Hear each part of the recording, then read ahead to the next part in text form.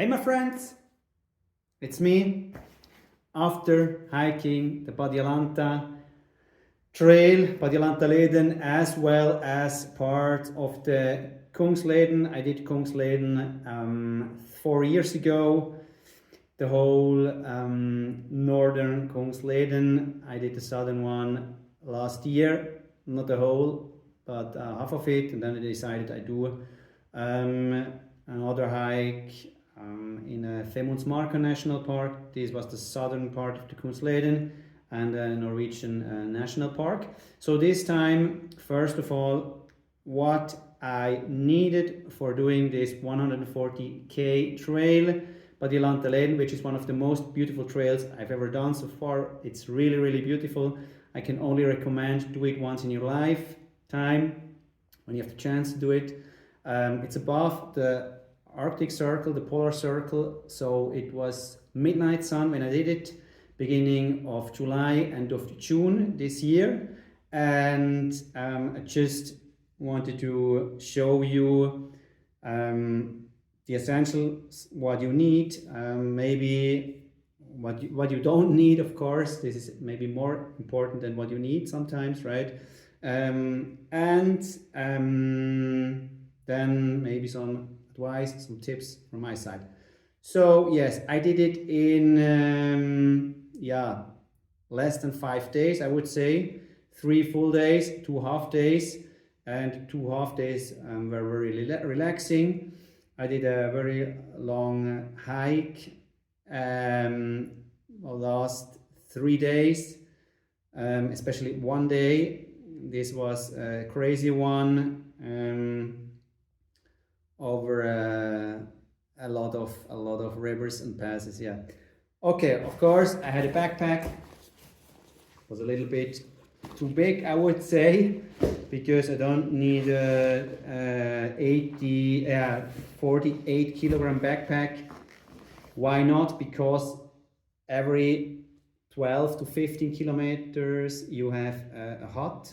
So actually you can even sleep in the hut, so it's fine. And it was not crowded. I slept 2 times in a hut, or 3 times, and then once in my tent for the PADJELANTA part. And then I did part of the Kungsleden, which I did, which I've already done 4 years ago, but I really wanted to hike a part of it, the middle part, again, because then I could surround the whole Sarek National Park also, and Störe Sofjellet.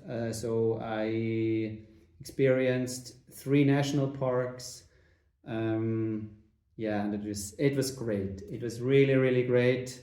Every time when I hike in Sweden, it's great, because this is so special, especially for a Swiss like me, because our mountains or our region is more like, it's more dense, right? The valleys are very, very dense, very close together, tight, high but tight, I would say. And in Sweden you have really the wide and bright view, and also the colors are very special. You always see some rainbows in the sky, because of the weather conditions of the clouds, and because it changes so fast, right? So yeah, you need a backpack, of course. Then I had my sleeping bag for the tent nights, all the stuff for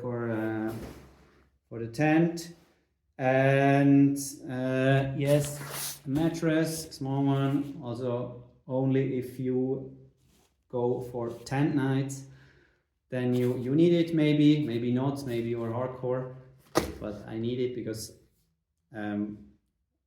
I like to tent, but I cannot, my sleep is not very well in a tent. I don't know why, but it's a matter of fact, so far at least. So then you need gas, of course, when you would like to eat something warm, a gas stove. But anyhow, it's actually not necessary because you have these possibilities, these facilities of huts, and there you can go in, and then you can enjoy your meal inside. So it's really not necessary to go with your tent, because the trail is not so long, and because you have every 12 to 15 kilometers huts. And when I was there, it was not overcrowded once I was even alone in a hut. So or actually twice. Yeah. What else? Yes, food. I mean, you have plenty of water. You don't need any water reserve or something like that. That's very convenient. And for the food, you have also possibilities to buy something during the hike, and usually you can pay in Sweden, like everywhere you can pay with credit cards or over, what is it, Swift, I think. But yeah, you have your credit card there, and then it's no big deal. I would go with some cash, maybe what is it? 1,000, no, it's not necessary. 1,000, maybe 800 to 1,000 Swedish crowns should be enough for the boat transfer. When you take the boat, I recommend it, especially when it's heavy raining. And then what else? Of course, footwear is important. I had my trail running shoes, my New Balance shoes, and then a second pair of shoes, Vivo barefoot shoes, my most preferred shoes. Not directly for running, but for everyday life. And yeah, when I had my break, not when I had my break, but when in the evening, when I changed the shoes, then it's so much more convenient to have your Vivos or your other barefoot shoes on.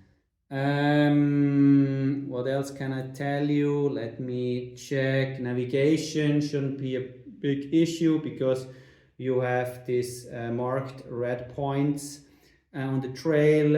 It's relatively good findable. It was no issue for me. Just on one part between Duotar and Staloluokta, or one before, there was a little bit of snow, and then it was foggy, right? Only 3 degrees, and then you have to find it a little bit.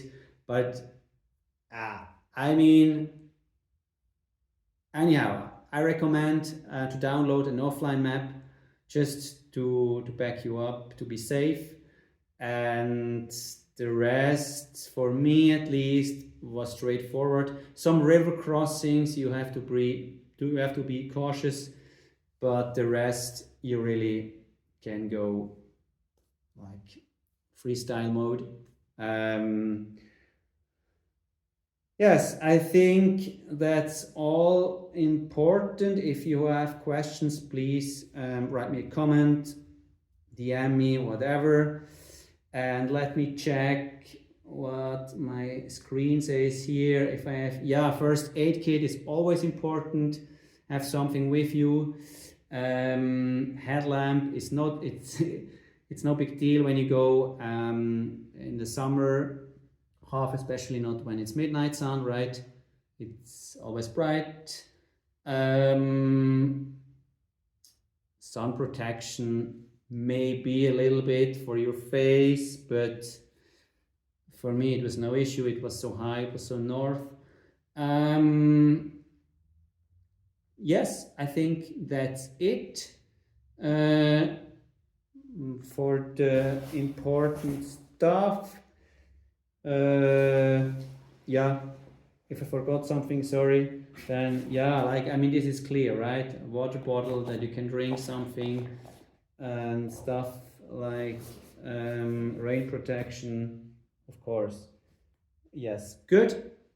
I wish you all the best. Have a great trail, and yes, I hope I will see you sometime in Sweden, in Lapland maybe, the future. Have a great year and see you soon. Bye bye.